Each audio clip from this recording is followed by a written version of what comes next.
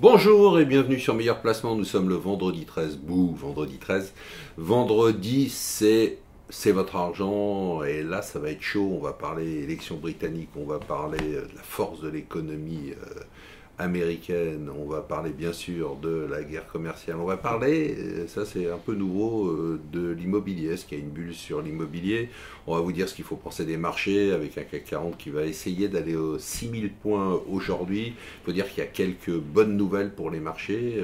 D'abord, bon, on s'est tous plantés, tout le monde s'est planté encore une fois sur la Grande-Bretagne, tout le monde expliquait que Boris Johnson s'était trompé, qu'en fait les Anglais, s'il y avait un deuxième référendum, eh bien, voterait contre le Brexit. Bon, on a eu les résultats, ils ne sont pas tout à fait définitifs, mais c'est un raz-de-marée total pour Boris Johnson et son parti. Il gagne plus de 50 sièges, c'est un score historique qu'on n'avait pas vu depuis Margaret Thatcher. Pour le Labour, c'est le score le pire depuis 1935, bye bye Corbyn, heureusement ça c'est plutôt une bonne nouvelle. Les Lib Dem qui eux avaient fait campagne pour, pour un nouveau référendum et contre le Brexit ont à peine 10 sièges. Donc c'est la déroute des anti-Brexit. Donc voilà, enfin, ça y est, après 3 ans et demi d'atermoiement et ce feuilleton se termine. Pas tout à fait quand même, alors ça sera le Brexit avant le 31 janvier. Bon, maintenant on va voir comment ça va se passer. On rentre dans le dur, parce que ça sera un hard Brexit, sans jeu de mots. On rentre dans le dur parce que maintenant il va falloir être concret, ça y est, ils vont aller vers le Brexit. Et on va savoir si la Grande-Bretagne va peut-être souffrir à court terme, mais à long terme, si ça va être le Singapour du monde, une sorte de paradis fiscal. C'est ce que je crois en tout cas. En tout cas, les marchés applaudissent, la livre sterling s'est envolée.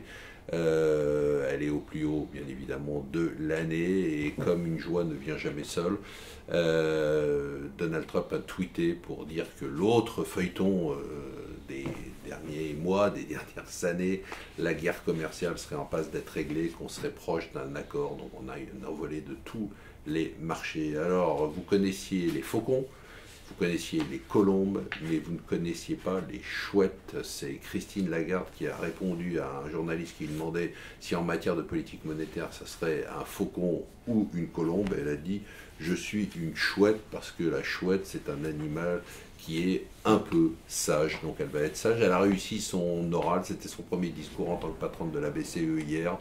Bon, pas de mouvement sur les taux, mais enfin, elle a un style tout à fait nouveau. Bon, c'est pas difficile par rapport à Drupi, par rapport à Mario Draghi, plus souriante, plus ronde, plus avenante, avec un discours beaucoup moins technique, plus littéraire, et puis l'idée d'ouvrir un peu la mission. Donc elle reconnaît la mission de la BCE.